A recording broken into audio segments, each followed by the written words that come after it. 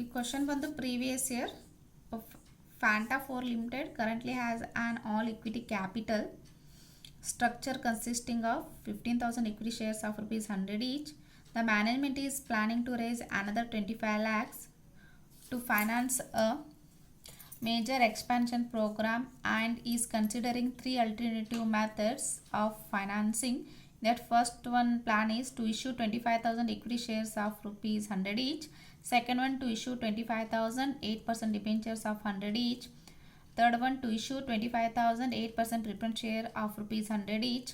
The company's expected EBIT will be 8 lakh. Assuming a corporate tax of rupees 40%, determined EPS in each financial plan and determine the best one and 5. So ಏನ್ರಿ question ಕೊಟ್ಟಾರ, question ಪ್ರಕಾರ ಏನ್ರಿ already equity share capital ಎಷ್ಟೈತಿ, already ಆ ಕಂಪನಿದು 15,000 equity shares of 100 each is nothing but 15 lakh investment ಮಾಡ್ಯಾರ.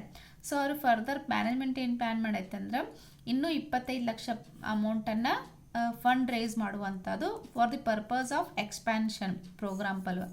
ಒಂದು business expansion ಮಾಡೋ ಪರ್ಪಸ್ ಏನ್ರಿ, ಇನ್ನೂ 25 ಲಕ್ಷ ರೂಪಾಯಿ ಬೇಕಾಗಿತ್ತು. ಈ 25 ಲಕ್ಷ ರೂಪಾಯಿ ರೇಸ್ ಮಾಡಬೇಕಾಗಿತ್ತಂದ್ರೆ ಅವ್ರ ಕಡೆ 3 ಅಲ್ಟರ್ನೇಟಿವ್ ಪ್ಲ್ಯಾನ್ ಅದಾವೆ. ಒಂದನೇದೇನ್ರಿ, ಒಂದನೇ ಪ್ಲ್ಯಾನ್ ಪ್ರಕಾರ 25,000 equity shares of rupees 100 each, ಅಂದರೆ 25 ಲ್ಯಾಕಸ್ಟ್ ಅಮೌಂಟನ್ನು ಎಲ್ಲ ಇಕ್ವಿಟಿ ಶೇರ್ಸ್ ಮೂಲಕರೇ ಕಲೆಕ್ಟ್ ಮಾಡ್ಬೋದು.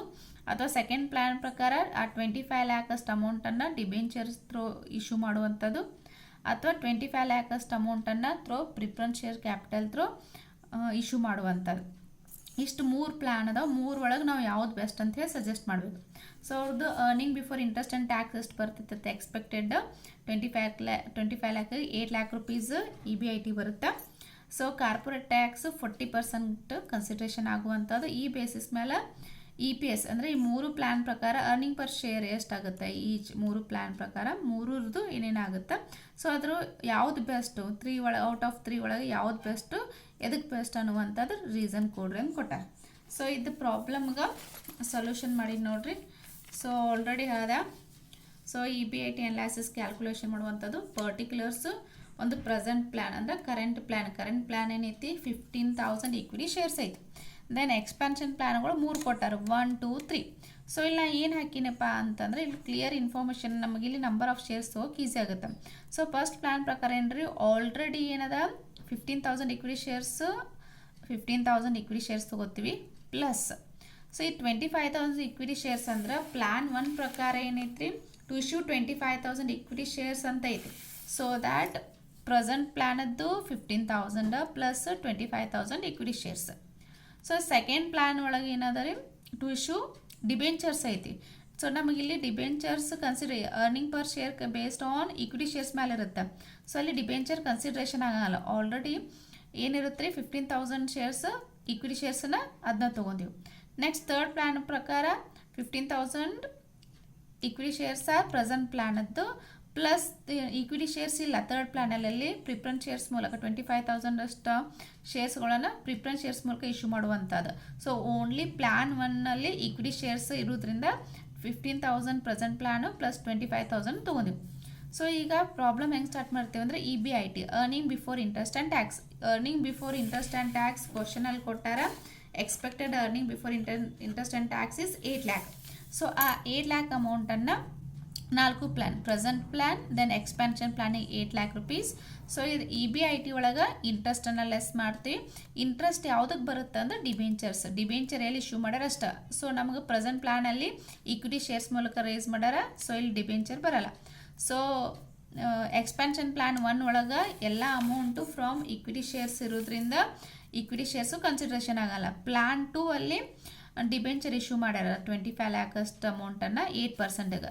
ಸೊ ಅದಕ್ಕೆ ನಾವಿಲ್ಲಿ interest applicable 2 lac rupees. 2 lac ಹೆಂಗೆ ಬಂತಂದ್ರೆ 25,000 equity shares of rupees 100 each ಅಂದ್ರೆ 25 ಲ್ಯಾಕ್ ಮೇಲೆ 8% ಅಂದ್ರೆ 2 ಲ್ಯಾಕ್. ದೆನ್ ಇಲ್ಲಿ ಪ್ರಿಫರೆನ್ಸ್ ಶೇರ್ಸ್ ಐತಿ, ಇಲ್ಲಿ ಡಿಬೆಂಚರ್ ಬರಲ್ಲ. ಸೊ ಇದನ್ನ EBIT ಒಳಗೆ ಇಂಟ್ರೆಸ್ಟನ್ನು ಲೆಸ್ ಮಾಡಿರ್ತೀವಿ. ಅದು ಪ್ರಾಫಿಟ್ ಬಿಫೋರ್ ಟ್ಯಾಕ್ಸ್ 8 ಲ್ಯಾಕ್ ಬಂತು. 8 ಲ್ಯಾಕ್ ಒಳಗೆ 2 ಲ್ಯಾಕ್ ಹೋದರೆ 6 ಲ್ಯಾಕ್ ಬಂತು. 8ಗೆ 8 ಲ್ಯಾಕ್ ಬಂತು. ನೆಕ್ಸ್ಟ್ ನಾವು ಕಾರ್ಪೊರೇಟ್ ಟ್ಯಾಕ್ಸನ್ನು ಡಿಡಕ್ಟ್ ಮಾಡ್ತೀವಿ on basis of profit before tax ಮೇಲೆ 40% ಕಾರ್ಪೊರೇಟ್ ಟ್ಯಾಕ್ಸನ್ನು ಲೆಸ್ ಮಾಡುವಂಥದ್ದು. 8 ಲ್ಯಾಕ್ ಮೇಲೆ 40% ಅಂದರೆ 3,20,000, 8 ಲ್ಯಾಕ್ ಮೇಲೆ 40 ಅಂದರೆ 3,20,000, 6 ಲ್ಯಾಕ್ ಮೇಲೆ 40% ಅಂದರೆ 2,40,000, 8 ಲ್ಯಾಕ್ ಮೇಲೆ 40% ಅಂದರೆ 3,20,000. ಸೊ ಕಾರ್ಪೊರೇಟ್ ಟ್ಯಾಕ್ಸ್ ಲೆಸ್ ಮಾಡಿದ್ವಿ ಅಂದ್ರೆ ಪ್ರಾಫಿಟ್ ಆಫ್ಟರ್ ಟ್ಯಾಕ್ಸ್ ಬರುತ್ತೆ. ಪ್ರಾಫಿಟ್ ಆಫ್ಟರ್ ಟ್ಯಾಕ್ಸ್ ಅಂದರೆ 8 ಲ್ಯಾಕ್ ಒಳಗೆ 3,20,000 ಮೈನಸ್ ಆದ್ರೆ 4,80,000, 8 ಲ್ಯಾಕ್ ಒಳಗೆ 3,20,000 ಅಂದ್ರೆ 4,80,000, 6 ಲ್ಯಾಕ್ ಒಳಗೆ 2,40,000 ಅಂದ್ರೆ 3,60,000, 8 ಲ್ಯಾಕ್ನ ಒಳಗೆ 3,20,000 ಅಂದ್ರೆ 4,80,000 ಬಂತು. ಸೊ ನಮಗೆ ಪ್ರಿಫರೆನ್ಸ್ ಶೇರ್ಸ್ ಕೊಟ್ಟಾನ. ಪ್ಲಾನ್ 3 ಒಳಗೆ ಪ್ರಿಫರೆನ್ಸ್ ಶೇರ್ಸ್ ಮೂಲಕ ಫಂಡ್ ರೈಸ್ ಮಾಡ್ಯಾರ. ಸೊ ದ್ಯಾಟ್ ಅದನ್ನ ಲೆಸ್ ಮಾಡುವಂಥದ್ದು, less preference share capital dividend ಅಂತ ತಗೋತೀವಿ. ಸೊ ಅಲ್ಲೇನಾಗದ 25,000 ಪ್ರಿಫರೆನ್ಸ್ ಶೇರ್ಸ್ ಆಫ್ 100 ಈಚ್ ಅಂದ್ರೆ 25 ಲ್ಯಾಕ್ ಆಯ್ತು. ಆ 25 ಲ್ಯಾಕ್ ಮೇಲೆ 8%, 25 ಲ್ಯಾಕ್ ಮೇಲೆ 8% ಅಂದ್ರೆ ದ್ಯಾಟ್ ಈಸ್ 8 ಲ್ಯಾಕ್ ಅಮೌಂಟ್. ಅದು ಲಾಸ್ಟ್ ಪ್ಲಾನಿಗೆ ಅಂದ್ರೆ ಥರ್ಡ್ ಪ್ಲಾನಿಗೆ ಅಷ್ಟು ಅಪ್ಲಿಕೇಬಲ್ ಆಗುತ್ತೆ. So that dash. So profit after ಟ್ಯಾಕ್ಸಲ್ಲಿ ಡಿವಿಡೆಂಟನ್ನು ಲೆಸ್ ಮಾಡಿದ್ದೀವಿ ಅಂದರೆ 4,80,000, 3,60,000, 4,80,000 ಒಳಗೆ 2 ಲ್ಯಾಕ್ ಹೋದ್ರೆ 2,80,000. ಸೊ ನಾವು ಬಂದಂಥ ವ್ಯಾಲ್ಯೂ ಏನಂತೀವಿ, amount available to equity share holders ಅಥವಾ net amount available to equity share holders ಅಂದ್ರೆ ಒಂದು. ಸೊ ಬಂದದ್ದು ನೆಕ್ಸ್ಟ್ ನಮ್ಗೆ ನಂಬರ್ ಆಫ್ ಈಕ್ವಿಟಿ ಶೇರ್ಸ್ ಬೇಕು. ನಂಬರ್ ಆಫ್ ಈಕ್ವಿಟಿ ಶೇರ್ಸ್ ಏನಾಗುತ್ತೆ, ಸೊ ಆಲ್ರೆಡಿ ಟೇಬಲಲ್ಲಿ ಹಾಕಿದ್ದೆ. ಸೊ ಎಷ್ಟು ಅದಾವ್ರು ಈಕ್ವಿಟಿ ಶೇರ್ಸು ಪ್ರೆಸೆಂಟ್ ಪ್ಲಾನಿಗೆ 15,000, ದಟ್ ಈಸ್ 15,000 ಶೇರ್ಸ್. ದೆನ್ ಇದರಲ್ಲಿ ಎಕ್ಸ್ಪೆನ್ಷನ್ ಪ್ಲಾನ್ 1 ಪ್ರಕಾರ 15,000 plus 25,000 shares. So that is nothing but ಎಷ್ಟಾತ್ರಿ 40,000 ಶೇರ್ಸ್. ಪ್ಲಾನ್ ಥರ್ಡಲ್ಲಿ 15 ಆ್ಯಂಡ್ ಸೆಕೆಂಡಲ್ಲಿ 15, ಥರ್ಡಲ್ಲಿ 15,000 shares, 15,000. So only equity shares consideration. EPS calculation ಮಾಡಬೇಕಾಗಿತ್ತಂದ್ರೆ ಈಕ್ವಿಟಿ ಶೇರ್ಸ್ ಬೇಕು. ಈಕ್ವಿಟಿ ಶೇರ್ಸ್ ಬೇಸಿಸ್ ಮೇಲೆ ಮಾಡುವಂಥದ್ದು. ಫಾರ್ಮುಲಾ ಬಂದು EPS equal to amount available to equity share holders divided by number of shares. Amount available to equity shares is 4,80,000 divided by 15 ಅಂದರೆ ₹32. Present plan ಪ್ರಕಾರ earning per share ಏನಾಗುತ್ತೆ 32 ಬರುತ್ತೆ. ಸನ್ 4,80,000 divided by 40,000 expansion plan 1 ಪ್ರಕಾರ 12% ಬರುತ್ತೆ EPS. Then plan 2 ಒಳಗೆ 3,60,000 divided by 15 ಅಂದರೆ ₹24, that is per share. Then last one plan ಪ್ರಕಾರ 2,80,000 ಡಿವೈಡೆಡ್ ಬೈ 15,000 ಮಾಡಿದ್ರೆ 19.